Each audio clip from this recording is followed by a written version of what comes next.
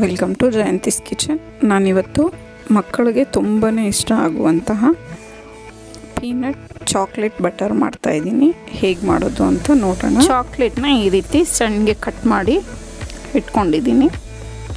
ಮತ್ತು ಕಡಲೆ ಬೀಜನ ಮೀಡಿಯಮ್ ಫ್ಲೇಮಲ್ಲಿ ಹುರಿದು ಸಿಪ್ಪೆ ಎಲ್ಲ ತೆಗೆದು ನೀಟಾಗಿ ಇಟ್ಕೊಂಡಿದ್ದೀನಿ. ಇದು ತುಂಬಾ ಚೆನ್ನಾಗಿರುತ್ತೆ. ಚಪಾತಿ ಜೊತೆಗೆ ಮತ್ತು ಬ್ರೆಡ್ ಜೊತೆಗೆ ತಿನ್ನೋಕ್ಕೆ ಮಕ್ಕಳಿಗೆ ತುಂಬಾ ಇಷ್ಟ ಆಗುತ್ತೆ. ಈಗ ಈ ಕಡಲೆ ಬೀಜನ ಒಂದು ಚಿಕ್ಕ ಜಾರ್ಗೆ ಸೇರಿಸ್ಕೊತಾ ಇದ್ದೀನಿ.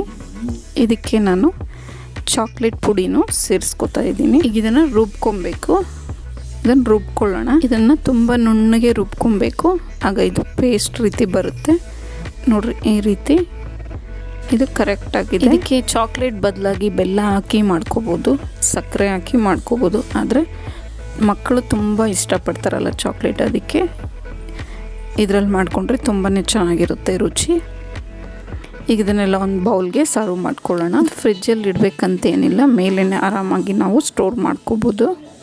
ಮಕ್ಕಳು ಊಟ ಮಾಡಲ್ಲ ಅಂತ ಹಠ ಮಾಡುವಾಗ ಚಪಾತಿ ಜೊತೆಗೆ ಇದನ್ನು ಕೊಟ್ಟರೆ ಆರಾಮಾಗಿ ತಿನ್ಕೊತಾರೆ. ಇದಂತೂ ತುಂಬಾ ಈಸಿ ಮಾಡ್ಕೊಳ್ಳೋದು. ಈ ರೆಸಿಪಿ ನಿಮ್ಗೆ ಇಷ್ಟ ಆದಲ್ಲಿ ಲೈಕ್, ಶೇರ್ ಆ್ಯಂಡ್ ಸಬ್ಸ್ಕ್ರೈಬ್ ಮಾಡಿ.